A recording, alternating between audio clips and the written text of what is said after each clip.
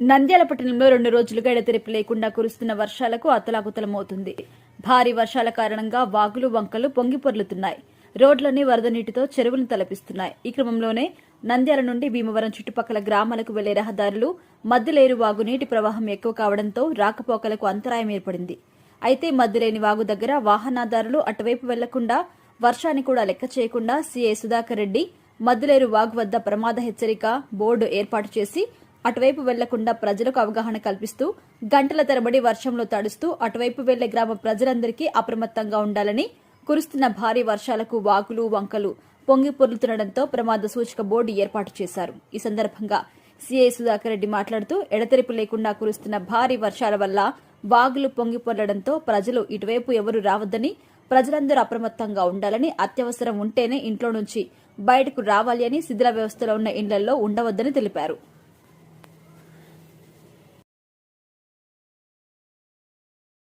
అందరికీ నమస్కారం. మన ఉండవన్ పరిధిలోని అరజన్పేట పక్కన ఉన్నటువంటి మధ్యలేరు వాగులో ఈ మొన్న నుండి పడుతున్నటువంటి వర్షాల వలన వాగు పొంగి పారుతుంది. సో అందరికీ మన అరజన్పేట, నంద్యాల, భీమవరము, బీవీ నగర్ కాలనీ వాసులందరికీ తెలియజేయడం ఏమనగా, ఎవరే కానీ ఈ నీళ్ళలో వాగు ఏదైనా ఏమున్నా ఎటువంటి పనులున్నా కూడా ఈ వాగు దాటకుండా వాగు తగ్గిన తర్వాత దాటాలని చెప్పేసి పోలీసులను కోరుతున్నాం. సో ఇక్కడ బ్యారికేడ్లు, పోలీస్ పికెట్ ఏర్పాటు చేయడం జరిగింది. ఎవరే కానీ వాగు దాటితే వాళ్ళని అడ్డుకుంటాం. సో దయచేసి సహకరించి ఎవరు వాగు దాటకుండా పోలీసులకు సహకరించాలని చెప్పేసి పోలీసు తరఫున విజ్ఞప్తి చేస్తున్నాం. Thank you sir.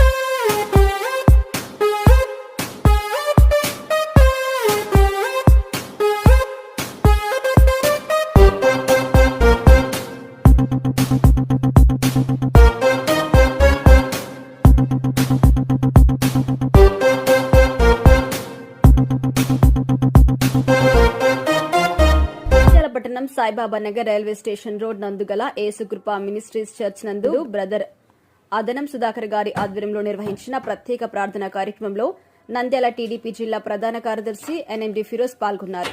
ఈ సందర్భంగా ఎన్ఎండి ఫిరోజ్ మాట్లాడుతూ, దేవుడి దీవెనతో మీ అందరి ప్రార్థన వల్ల ఎన్ఎండి ఫరూక్ భారీ మెజారిటీతో గెలిచి మైనారిటీ శాఖ మంత్రివర్యులయ్యారని, క్రైస్తవ సోదరులకు తమ సొంత కుటుంబ సభ్యులా భావిస్తామని, వారికి ఏ ఒక్క సమస్య వచ్చినా వాటి పరిష్కారం కోసం తాను ముందు ఉంటానని తెలిపారు. అనంతరం బ్రదర్ అదనం సుధాకర్ గారు ఎన్ఎండి ఫిరోజ్ గారి అడ్వాన్స్ బర్త్డే సందర్భంగా కేక్ కట్ చేసి శుభాకాంక్షలు తెలిపారు. ఈ కార్యక్రమంలో మాజీ కౌన్సిలర్లు కృపాకర్, రవికుమార్, మిద్దె చిన్న హుసేని, 33వ ward incharge Joseph George, Sharath, Madhu, Sudhakar, Sai పలువురు పాల్గొన్నారు.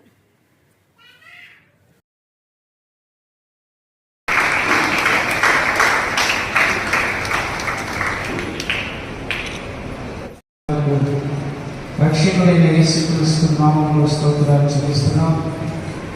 ఈ శుభ సమయంలో విదాసులు పాఠశాల గారిని, అమ్మగారిని ప్రేమించిన కుమారుడైనటువంటి ఫిరోజ్ బట్టి మీకు స్తోత్రాలు. తండ్రి, మానవుల యొక్క జన్మ ఒక రహస్యమైన చెప్తుంది. ఏ కారణం లేకుండా మనిషి నిష్కారణంగా పుట్టడని, మనిషిని దేవుడు కారణం చేతనే పుట్టిస్తాడని లేఖనాలు చెబుతున్నాయి. ఏ కారణంతో ఫిరోజ్ సాబ్ను తల్లిదండ్రుల గర్భంలో తీసుకుని వచ్చావో, ఓ ప్రభు, నీ ప్రణాళికలు నెరవేర్చడానికి వాడుకోండి. జన్మనిచ్చిన తల్లిని, తండ్రిని దీవించి దీర్ఘాయుష్మంతులుగా వర్తించి సంవత్సరం నీ దయానికి బయట చెబుతుందంటే ఫిరోజ్ సాబ్ గారికి 100 ఏళ్ళు దయాన్ని చెప్పాను. ధైర్యం చేసి 100 ఏళ్ళు ఈ సన్నని దైగల రెక్కల కింద తనను, బృందాన్ని, తన కుటుంబాన్ని వర్తించి యేసయ్య పేరిట వేడుచున్నాం పరమ తండ్రి. ఆమేన్.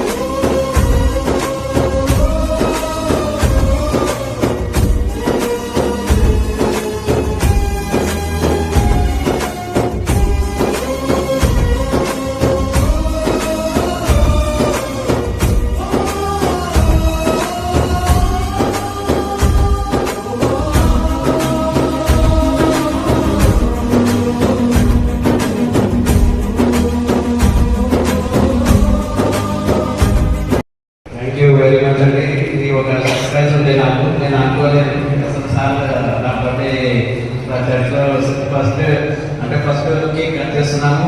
దానికోసం చాలా చాలా ధన్యవాదాలు సార్. మీ ఆశీస్సుల వల్ల మా మీద ఉండాలని కోరుకుంటున్నాను sir. Thank you very much అండి. మీ అందరికీ థ్యాంక్స్ అండి. మనందరము సార్కి జన్మదిన శుభాకాంక్షలు తెలియజేయడం కాదు, మా హృదయం అంతా మీ అక్క చెల్లెలుగా మీ అన్న తమ్ముడుగా ఉంటాం సార్. ఎల్లప్పుడూ మీకోసం ప్రార్థన చేస్తాం. దూరేటి ప్రభు మేము మా నాన్న మీ కుటుంబాన్ని వదిలి సార్. వర్షం ఎడతెరిపి లేకుండా కురుస్తుంది. కుందు, పాలేరు, మద్దిలేరు వాగులు ఉధృతంగా ప్రవహిస్తున్నాయి. గాజులపల్లె నుంచి మహానంది రాకపోకలకు అంతరాయం ఏర్పడింది. పాలేరు వాగు ఉధృతంగా ప్రవహించడంతో పోలీసులు భారీ గేట్లను ఏర్పాటు చేశారు. నదీ పరివాహక ప్రజలు అప్రమత్తంగా ఉండాలంటూ కలెక్టర్ రాజకుమారి సూచించారు. అదేవిధంగా నంద్యాల జిల్లా పసులపాడు బనగానేపల్లెకి వెళ్లే మార్గమధ్యలో నంద్యాల జిల్లా గోస్పాడు మండలం తెల్లపురి రాయపాడు మధ్యలో ఉన్న బ్రిడ్జి నందు మరియు టంగుటూరు గ్రామం సమీపంలో ఉన్న బ్రిడ్జి నందు నీటి ప్రవాహం ఎక్కువగా ఉండడంతో రాకపోకలకు అంతరాయం ఏర్పడింది. చుట్టుపక్కల గ్రామ ప్రజలు ఈ గ్రామాల పల్లెవాగులు వరదతో నీటితో పొంగి పొర్లడంతో చుట్టుపక్కల గ్రాఫ్ పేలింది కాబట్టి ప్రయాణం చేసే వాహనదారులు ఈ ప్రాంతానికి రాకూడదని తెలిపారు.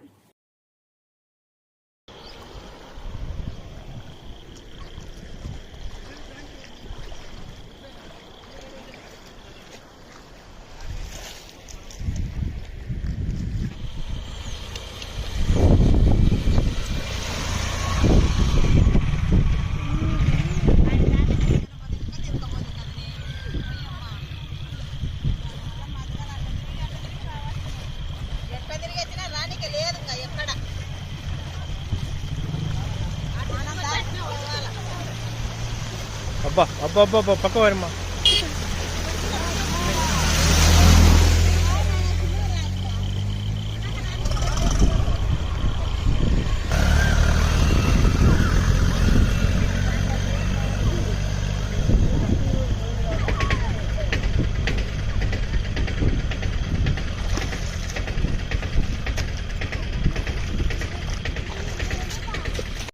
ఈరోజు మన రాయపాడు తేలుపూరు మధ్యలో ఉన్నటువంటి బ్రిడ్జి అక్కడ నీళ్లు వచ్చేసి ఉధృతంగా ప్రవహిస్తున్నాయి.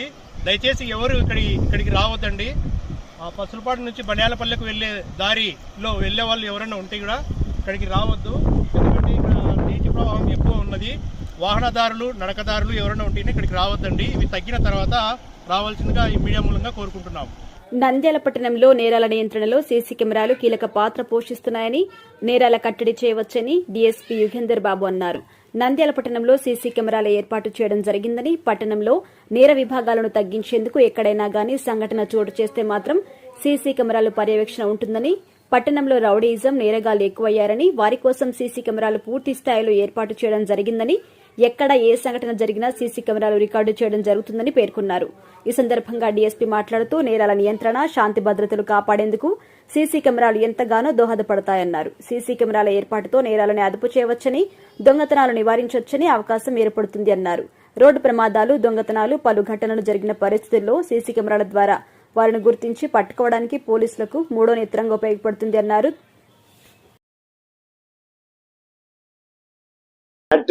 నంద్యాల పట్టణంలో మ్యాట్రిక్స్ కంపెనీకి చెందిన 179 కెమెరాల్లో ఆల్మోస్ట్ 160 కెమెరాలు పనిచేస్తున్నాయండి. ఎటువంటి భయం అక్కర్లేదు. ఎక్కడ ఏది జరిగినా కానీ దానిలో క్యాప్చర్ అయ్యే అవకాశం ఉంది.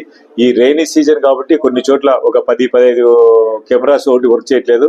అవి కూడా వర్కింగ్ కండిషన్లో వితిన్ 2 days లోపల తెప్పించడం జరుగుతుంది. ఇవి కాకోకుండా ప్రైవేటు ఏవైతే ఇన్స్టిట్యూషన్స్ ఉన్నాయో, కాలేజీలు ఉన్నాయో, తర్వాత షాప్స్ ఉన్నాయో అవి దాంట్లో ఆల్మోస్ట్ 3 to 700 కెమెరాస్ ఉన్నాయండి.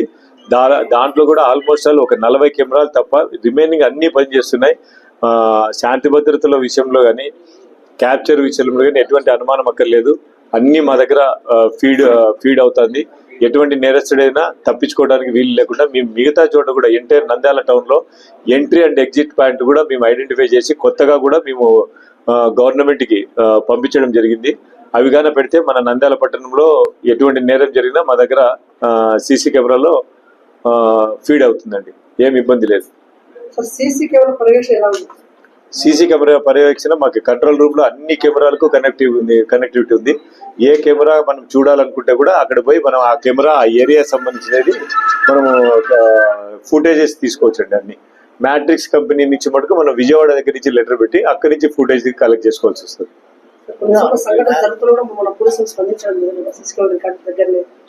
ఇప్పుడు మటుకు మనకి అంతకుముందు గతంలో ఎట్లుందో తెలియదండి. మేము వచ్చిన తర్వాత 100 కాల్కి వస్తే వితిన్ అంతకుముందు 25 మినిట్స్ హాఫ్ అన్ అవర్ అయ్యేదండి. ఇప్పుడు వితిన్ 10 మినిట్స్ మేము పెట్టుకున్నాం టార్గెట్. 100 కాల్ వస్తే 10 మినిట్స్ లోపల సీన్ లో ఉండేటట్టు ఎంత దూరమైనా కానీ అక్కడ పోయి ఆ సమస్యను పరిష్కరించి అక్కడి నుంచి మాకు ఫోటోలు అప్లోడ్ చేయడం కానీ లేదంటే ఆ కంప్లైంట్ తీసుకుని వచ్చి అతని ద్వారా కేసు కట్టించడం కానీ జరుగుతూ ఉంది. దీంట్లో ప్రజలు ఎటువంటి భయాందోళన గురి కావాల్సిన అవసరం లేదండి. ఇప్పుడు పోలీసు క్విక్ యాక్షన్ అయితే ఉందండి. కొందరు నాన్ రెడ్ల వల్ల నిజమైన రెడ్డి కుల మనుగడకే ప్రమాదం ఏర్పడిందని, ప్రపంచ దేశాల్లోని రెడ్డి కుల బాంధవులను ఐక్యం చేసి భవిష్యత్తు రెడ్డి జాతి మనుగడకు ప్రతి రెడ్డి బిడ్డ అంకిత భావంతో పనిచేయాలని, పౌరుషానికి త్యాగానికి దాన ధర్మానికి రెడ్లు ప్రతీక అని మాజీ ఎమ్మెల్యే బైరెడ్డి రాజశేఖర రెడ్డి అన్నారు. నంద్యాల పట్టణం రాజారెడ్డి ఫంక్షన్ హాల్ నందు అట్టహాసంగా అఖిల భారత రెడ్ల ఐక్యవేదిక ఆత్మీయ సమావేశం జరిగింది. ముఖ్య అతిథిగా పాల్గొన్న మాజీ ఎమ్మెల్యే బైరెడ్డి రాజశేఖర రెడ్డి మాట్లాడుతూ రెడ్లందరూ ఐకమత్యంగానే ఉన్నారని, ఆనాడు నీలం సంజీవ్ రెడ్డిని ఐక్యతతో నంద్యాల ఎంపీగా కలిసి గెలిపించుకోవడం జరిగింది అన్నారు. అదే ఐక్యత ప్రతి ఒక్కరిలో రావాలని, ఉయ్యాలవాడ నరసింహారెడ్డి స్ఫూర్తిగా తీసుకుని ఆయన పోరాటం మొదట మహమ్మదీయులపై దండయాత్ర చేసి గెలుపొంది తర్వాత బ్రిటిష్ వారితో పోరాడి వీర మరణం పొందారని గుర్తు చేశారు. ఛత్రపతి శివాజీ కంటే 300 సంవత్సరాల ముందు మన రాయలసీమ ముద్దుబిడ్డ ఉయ్యాలవాడ నరసింహారెడ్డి దండయాత్ర చేసి విజయాలు సాధించారని తెలిపారు.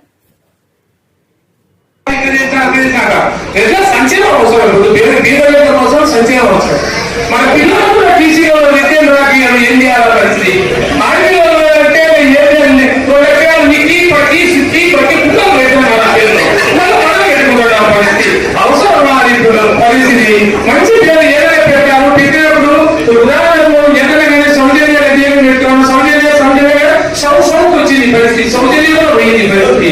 టీసీలో ఖచ్చితంగా ఆడపిల్లలకైనా రెడీ రాయండి, తప్పే ఉంది.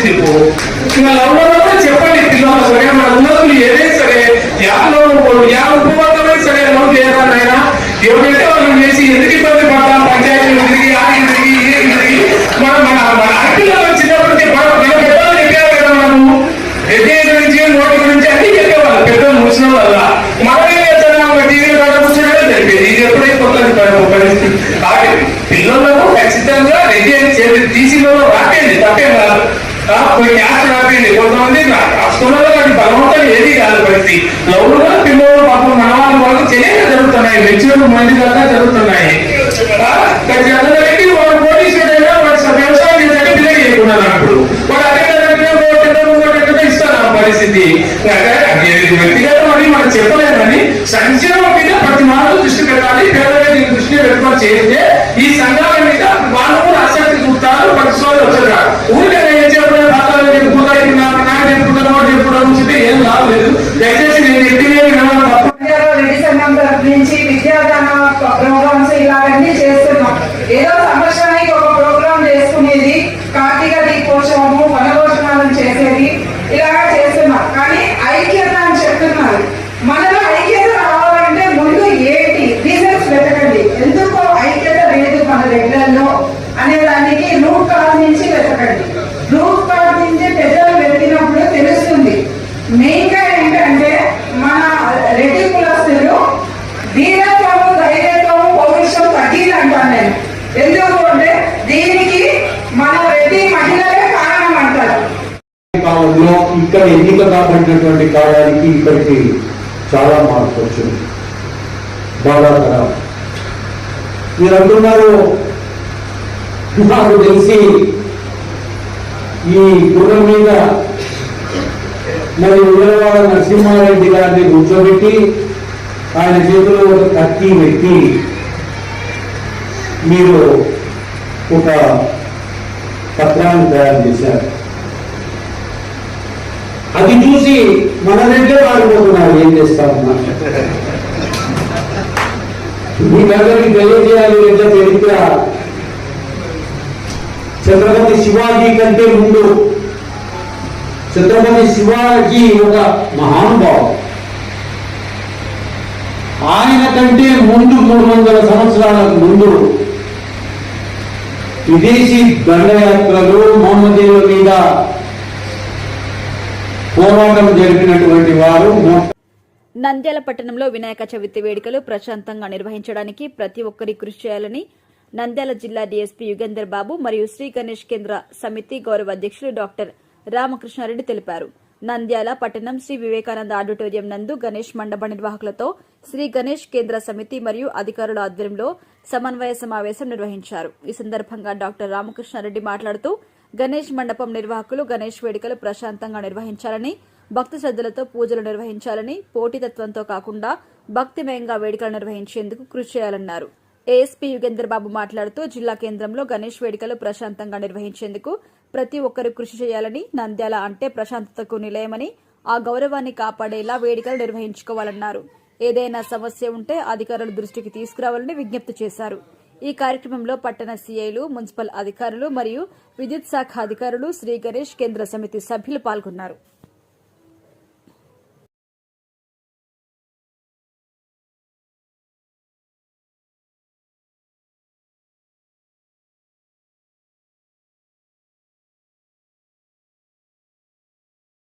మీ నంద్యాల పట్టణము మీకందరికీ తెలుసు, శాంతి కాముకులు. మామూలుగా నంద్యాల పట్టణంలో ఉన్న వాళ్ళందరూ శాంతిని కోరుకుంటారు. ఎటువంటి గలాటలు ఉండకోకుండా, రౌడీజం లేకుండా ఉండాలని కోరుకునే శాంతి కాముకులు. ఎందుకో తెలియదు కానీ నంద్యాల పట్టణము గత కొన్ని సంవత్సరాల నుంచి దారి మార్చుకొని చెడ్డ పేరుకు నిలవేయబోతుంది. అంటే అది ఎంతవరకు పోయిందంటే ఏవైతే ఉన్నాయో వ్యాక్సిన్ రిలేటెడ్ అవన్నీ వదిలిపెట్టి మిగతా వాళ్ళందరూ మనం వేరే వాళ్ళకి తెలుస్తుంది. దేవుడు చెప్పినాడని నన్ను బయట తీసుకుని వచ్చి ఆ డబ్బులు తీసుకుని వచ్చి నన్ను కూర్చోబెట్టి ఇక్కడ ఉద్యోగం చేయడం, పట్టించడం పెట్టుకుని మీ స్తోమత తగ్గట్టు స్వామి వద్దంటాడా 10 అడుగులు, 20 అడుగులు, 30 అడుగులు తెచ్చి అది సందులో నుంచి కూడా బయటికి రాలేని పరిస్థితిలో ఇన్ని డిపార్ట్మెంట్లు, పోలీస్ డిపార్ట్మెంట్, రెవెన్యూ, మున్సిపాలిటీ, తర్వాత ఎలక్ట్రిసిటీ డిపార్ట్మెంట్, ఇరిగేషన్, ఇన్ని డిపార్ట్మెంట్లు కష్టపడుతుంటే మీరు ఒక అనవసరమైన విగ్రహం 20 అడుగులు 30 అడుగులు తెచ్చి దాన్ని తీసుకురావడానికి చెరువు కట్ట వీటికి ఎంత ఇబ్బంది పడాల్సి వస్తుందో నేను చూశాను. నేను కూడా ఇక్కడ బందోబస్తు చేసిపోయానండి. దాదాపు 10 బందోబస్తు చేసిపోయాను. ఎస్ఐ స్థాయి నుంచి డిఎస్పీ వరకు చేసిపోయాను. ఇది పవిత్రమైన కార్యక్రమం. ఈ గణేష్ ఉత్సవం, గణేష్ని కూర్చోబెట్టడము, ఆ నీళ్ళలో స్వామిని కూర్చోబెట్టిన విగ్రహంతో సహా ఆ పత్రి అవన్నీ ఏవైతే పెట్టామో అవి వేస్తే చెరువులు గిరువులు అన్నీ క్లీన్ అవుతాయి. వాటర్ ప్యూరిఫికేషన్ అని ఏర్పాటు చేస్తే ఈరోజు మొత్తం ప్లాస్టర్ ఆఫ్ ప్యారిస్ తీసుకుపోయి మనం తాగే నీళ్ళలో వేస్తున్నాం. ఎంతమందికి కరెక్ట్ అండి? మన పూర్వీకులు కూడా ఇట్లా చేసిందే. నీళ్ళన్నీ కూడా, చెరువులన్నీ కూడా భ్రష్టు పట్టించిందే. ఈరోజు తాగడానికి కూడా నీళ్ళు ఉండేవి కాదు. మనం ఈరోజు చేసిన చర్య వల్ల మన బాధితురాలకు మంచినీళ్ళు లేకుండా చేసిపోతున్నాం. ఏదైతే ఉందంటున్నారో అదే చేస్తున్నారు. ఎందుకు చేస్తున్నారో అంటున్నారు. అరే మన భవిష్యత్తు అది, మన పిల్లల భవిష్యత్తు. మనం నీళ్ళలో ఏం కలుపుతున్నాం? విషం. ఒక్కరు కూడా ఆలోచించట్లేదు. మీ ఆనందం ఆ రోజు ఒక్కరోజు చూసుకుంటున్నారు. 360 రోజులు మనం అదే నీళ్లు తాగాలి, ఇదే చెరువులో నుంచి నీళ్లు తాగాలి. ఎంత మనము గబ్బులు ఎత్తున్నాం తల్లి. ఒక్కరన్నా ఆలోచిస్తున్నారా? మీరు పెద్దవాళ్ళు మిమ్మల్ని చూసి మీ పిల్లల్ని నేర్చుకుంటారు.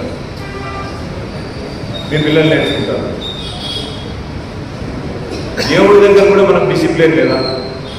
తల్లిదండ్రుల దగ్గర మీ గారాపం వల్ల ఒకరిద్దరు ఉండడం వల్ల తల్లిదండ్రులు బ్లాక్మెయిల్ చేస్తున్నారు. వాళ్ళు ఏం చెప్తే, మీరేం చెప్తే వాళ్ళు వినేటట్టు చేస్తున్నారు. టీచర్లు మిమ్మల్ని ఒక రాయిగా పుట్టించిన మీ అమ్మ, మీ నాన్న మిమ్మల్ని తీసుకుపోయి ఒక శిల్పిగా మార్చి ఒక రూపం తెచ్చే టీచర్లని భయపెడుతున్నారు. వాడు ఏమన్నంటే వారి మీద కంప్లైంట్, ఆ అతి ప్రేమతో తల్లిదండ్రులు రావడం, టీచర్ మీద దాడి చేయడం. నాకెందుకు వచ్చిందిలో వీడు గొడవ, నేను పొద్దున 1 అవర్ క్లాస్ నాకు సేఫ్గా బయటికి పోతే సాలనే పరిస్థితికి ఒక టీచర్ని తెచ్చారు. ఎవరు చెడిపోతున్నారు? మీరు శిల్పిగా మారేసిన వాళ్ళు రాయిగా మారి అట్లే ఉంటున్నారు. మీరు ఒకటి గుర్తుపెట్టుకోండి, ఇక్కడికి వచ్చిన నిర్వాహకులందరూ టెంపుల్ ఎక్కే మెట్లు అవుతారో, టెంపుల్లో ఉండే శిల అవుతారో మీరు ఆలోచించుకోండి. టెంపుల్లో ఉండే విగ్రహాలు ఉంది, అది కూడా రాయే. మనం మెట్లు ఎక్కిపోయేది రాయే, మనము పోయి దేవుడిని పూజించేది రాయే. మరి ఈ రాయి ఎందుకు మొక్కట్లేదు, ఆ రాయి ఎందుకు పోయి మొక్కుతున్నాం? మీరు ఆ రాయి మాదిరి కావాలనుకుంటున్నారా? ఒక టీచర్ చేతిలో పోయి ఒక శిల్పం మాదిరి తయారు కావాలనుకుంటున్నారా? లేదంటే టీచర్ని కూడా వెకిలి చేసడంతో వాళ్ళని బాధ పెట్టి ఆ గుడి ఎక్కే మెట్ల రాయి అవుతారో మీరు ఆలోచించుకోండి. ప్రతిదీ ఇండిసిప్లిన్ అన్న, దేవుని దగ్గర కూడా ఇండిసిప్లిన్ అన్న. అమ్మ దగ్గర గోము, టీచర్ దగ్గర బ్లాక్ మెయిలింగ్, దేవుని దగ్గర అల్లరి. ఏ దేవుడిని నేను స్వచ్ఛంగా తీసుకుపోయినానని చెప్పండి. ఇన్నేళ్లలో నేను ఒక్కరోజు కూడా మా విగ్రహాన్ని తాగపోకుండా, విచిత్రమైన డ్యాన్స్ లేకుండా, డీజే లేకుండా పవిత్రంగా సార్ ఇందాక చెప్పినాడు చెక్క భజనలో, కోలాటలో తీసుకొని ప్రతి సంవత్సరం మేము పోతున్నాము. మేము రోల్ మోడల్ ఉన్నాం టౌన్లోనే. కొద్దిమంది చెప్పండి, నేను సంతోషపడతాను. దేవుడు అది కోరుకుంటున్నాడా, లేకుంటే అల్లరి చేయమని కోరుకుంటున్నాడా? దేవుడి దగ్గర పోయేది ఎందుకు? మనం ప్రశాంతత కోసం పోతున్నాం. ఇక్కడ సమాజంలో లేని ప్రశాంతత ఆ టెంపుల్లో పోతే మనకు కొద్దిసేపు కూర్చున్న ప్రశాంతత వస్తుంది. ఆ ప్రశాంతత కూడా దేవుడి దగ్గర మీరు చెడగొడుతున్నారు. పోటీలు ఈడ అందరు కూర్చున్నదే, మీలో మీరు పోటీలు ఎందుకండి? నేను విగ్రహం పెద్దది, నాకు ముందు పోగా, నేను ఇంత పెట్టినాను, ఏముంది దేవుడి దగ్గర? మీరు దేవుని దగ్గర అధికారం చూపించాల్సింది. మీరు దేవుని దగ్గర వచ్చి విగ్రహం పెద్దది పెట్టినా, నేను నా విగ్రహం 10 లక్షలు తెచ్చిపెట్టినా, 5 లక్షలు తెచ్చిపెట్టినా, నేను 5 రోజులు 10 లక్షలు కట్టి పెట్టినా. ఇది కాదండి. సెట్ అయ్యింది, ఒక పార్కు డెవలప్ చేయండి ఈ డబ్బులతో. మీ ఊర్లో ఉండే జనాలకు ఆక్సిజన్ ఇస్తుంది. అది ఒక పూట ఆక్సిజన్ కొనుక్కోండి, పోయి ఐసీయూలో తెలుస్తుంది మీకు. ఒక రోజు ఎంత బిల్లు వేస్తాడో చూసుకోకండి. ఒక చెట్టు ఎంతమందికి రోజు ఆక్సిజన్ ఇస్తుందో కూడా కనుక్కోండి. చెట్లు పెంచము, ఆనందం. మన పూర్వీకులు చెట్టు వేసి ఉండకపోతే ఈరోజు మనం అంతే లేవు. ఎంతసేపు ఈ సొసైటీని నాశనం చేస్తామా అనే పుట్టినాం. కానీ మనమందరం, నేనేం కరెక్ట్ కాదు, మనం కూడా సమాజంలో చెడిపోవడానికే ప్రాధాన్యత ఇస్తున్నాం. కానీ దాన్ని బాగుపడడం లేదు. ఏం చేస్తారంటే రేపు పొద్దున మీ పిల్లలు దీంట్లోనే బతకాల, ఈ సొసైటీలోనే బతకాల. ఆనందం ఎంతవరకు? ఎగురితే ఆనందం కాదు. ఒకసారి రేపు గుళ్ళో ఆడ కూర్చొని ఆ వేద మంత్రాలు వింటూ, ఆ బ్రాహ్మణులు పడే శ్లోకాలు వింటే ఎంత ప్రశాంతత ఉంటుందో. మీరు చేసే అల్లరి వల్ల మీకు బీపీ షుగర్ పెరుగుతుంది. పోయి చూసుకోకండి. దేవుడు అంటే అల్లరి కాదు, దేవుడు అంటే భక్తి, భయం. దేవుడి దగ్గర కూడా మీరు భయము భక్తి చూపించకపోతే ఇంకా ఎవరి దగ్గర చూపిస్తారు? ప్రపంచంలో మనం నమ్మేది ఇక్కడ అన్ని చేసిన పాప పుణ్యాలకు పైన నడిపించాలని. పైన అంటే దేవుడు. ఆ దేవుడి దగ్గర కింద పెట్టుకొని మనం చేసే చిల్లర పనులన్నీ దేవుడు ఎట్లా చెప్పిస్తాడు? మిమ్మల్ని ఎట్లా మీకు పైన మీకు స్వర్గలోక ప్రాప్తి కల్పిస్తాడో మీరు ఆలోచించండి. దేవుడి దగ్గర కూడా చిల్లర పనులేనా? అమ్మ దగ్గర, టీచర్ దగ్గర, పోలీసుల దగ్గర రూల్స్ పెట్టింది మీరు తయారు చేసుకొని, మీరు సొసైటీ బాగుండటానికి పెట్టారు. కానీ మీకోసం పెట్టుకున్నాము, మన కోసం పెట్టుకున్నాము ఆ రూల్స్. ఈ రకంగా ఉంటే మన సమాజం బాగుంటుంది, మనం బాగుంటాం, మన పిల్లలు బాగుంటారు. ఆ రూల్ అడిగితే రోడ్డు మీద కానిస్టేబుల్ చెడ్డ, ఆ రూల్ మేము పెట్టామా? ఈ సొసైటీ బాగుండటానికి ఒక చట్టం తయారు చేసి ఉంటారు. ఆ చట్ట ప్రకారం ఉంటే అందరూ బాగుంటారు సొసైటీలో అనుకుంటే దాన్ని పోలీసుల్ని కామెంట్ మేము పెట్టామండి. మీ సమాజం బాగుండాలని మీతో ఎన్నికైన ప్రజాప్రతినిధులు సభల్లో కూర్చొని చట్టాలు తయారు చేసినారు. ఆ చట్ట ప్రకారం మనం ఇంప్లిమెంట్ చేసేకి వస్తున్నాం. ఆ ఇంప్లిమెంట్ చేసేదానికి వస్తామంటే వాళ్ళని ఇంప్లిమెంట్ చేయట్లేదు. ఎందుకు? ఆల్రెడీ తల్లిదండ్రులు బ్లాక్మెయిల్ చేసుకున్నారు, టీచర్లను భయపెట్టించుకున్నారు, పోలీసు వాడు లొంగట్లేదు. వాళ్ళని ఒక్కరిని లొంగ తీసుకుంటే సార్ మా స్వేచ్ఛ. ఎక్కడి స్వేచ్ఛ? ఎక్కడ లేదు స్వేచ్ఛ. స్వేచ్ఛ ఉందని మీరు అనుకుంటుంటారు. ఎవడైతే ఏ మార్గం ఎంచుకున్నాడో ఆ మార్గంలోనే వాడు అంతమవుతాడు. మార్గం ఎంచుకున్నాడంటే దుర్మార్గంలోనే అంతమవుతాడు. ఏమయ్యాడు? కానిస్టేబుల్ చెప్పినాడు, నెల కిందట మర్డర్ అయినాడు. వాడి వయసు ఎంత? 30 కూడా లేదు. వాడు దుర్మార్గం ఎంచుకున్నాడు, దుర్మార్గంలో వాడిని ఎవడో చంపినాడు. మంచి మార్గం ఎంచుకున్న సావులు చచ్చిపోతున్నారా? దేవుడు తీసుకుపోయేంత వరకు చచ్చిపోవట్లేదు. దేవుడు తీసుకుపోయేంత వరకు కూడా ఇంకొకటి చేత హత్య కావట్లేదు. వాళ్ళు ఏం సాధించినాడు? వాడు పోలీసుని చంపి, కానిస్టేబుల్ చంపి. ఏమై మీరందరూ చూసినారు. ఆ చావు మనకి కావాలన్నా? దిక్కులేని చావు. వాడిని ఎవడు చంపినాడు కూడా తెలియదు. ఇట్లే ఉంటుంది చెడు మార్గం ఎంచుకుంటే. మంచి ఎప్పుడు ధైర్యం ఉంటుంది. చెడు మార్గం ఎంచుకున్నట్టుగా ప్రతి వాడు నీడని చూసి వాడు భయపడాలి.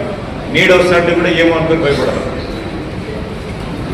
కొద్దిగా మీకు ఎందుకు చెప్తున్నారంటే అంత యూత్ ఉన్నారు కాబట్టి. ఇదేంటి సార్ విగ్రహం తీసుకొని మేమంతా ముందర డ్యాన్స్ వేసుకుంటాం, ఆనందం పొందడానికి వస్తే మీరేంటి సార్ క్లాస్ తీసుకున్నారు? క్లాస్ కాదు, 30 ఏళ్ళ నుంచి మేము ఇది ఉత్సవాలు చూస్తూనే ఉన్నాం, బందోబస్తు చేస్తూనే ఉన్నాం. మీరు మీ ఊర్లోనే ఉద్యోగం చూస్తే మేము ఒక సంవత్సరం 10 బందోబస్తులు చేస్తాం. 3వ రోజు నుంచి హైదరాబాద్ బందోబస్తు వరకు, అంటే మినిమం 5 బందోబస్తులు ప్రతి సంవత్సరం చేస్తాం. ప్రతి చోట మీ అట్టడంలో చూస్తూనే ఉంటాం. మీరు ఒకటే చూస్తారు సంవత్సరానికి. మేము సంవత్సరానికి 5 లెక్క 10 సంవత్సరాలకి 50, ఇంకొక 10 సంవత్సరాలు 50, మొత్తం 150 ప్రొసెషన్లు చూసినాం మేము. వాళ్ళు చేసే అల్లర్లు, వాళ్ళు చేసే వెగిరి చేష్టలు, వాళ్ళు చేసే చిల్లర చేష్టలు, తాగి అవసరమండి. దేవుణ్ణి గౌరవించినప్పుడు ఎందుకు పెడుతున్నారని మీరు మండపాలం? దేవుని కూడా మనం గౌరవం ఇవ్వనప్పుడు దేవుణ్ణి ఎందుకు పెట్టి కూర్చోబెట్టి అభ్యాసం చేస్తున్నారు? దేవుడు నాకు చెప్పినాడా నన్ను మర్యాద తీయండి, రోడ్ల మీద నిలబెట్టండి? సందుల్లో పెడతారు. ఒక హార్ట్ పేషెంట్, మీ నాన్న కావచ్చు, మీ అన్న కావచ్చు, మీ పక్కింటోడు కావచ్చు, ఎమర్జెన్సీ వస్తే తీసుకుపోవడానికి మండపం అడ్డం. కరెంటు అవి ఎట్లా ఉంటాయో, వైర్లు తీసుకుంటారో ఎట్లా తీసుకుంటారో తెలియదు. ఏదైనా ప్రమాదం చేస్తే మాకు టెన్షన్. ఆ 10 మంది సంస్థలు మాకు ఎత్తుకునే టెన్షన్. మీ ప్రాణాల మీద మీకే లేనప్పుడు మాకెందుకండి? ప్రతిదీ చెప్పించుకుంటారా? సరే, ఒక పద్ధతి ప్రకారం ఉంది. ఇంకొకరికి ఇబ్బంది కలిగించారు. ఒక్కటి చెప్తున్నాను, మన చర్య వల్ల ఇంకొకరి ఇబ్బంది పడుతుంది.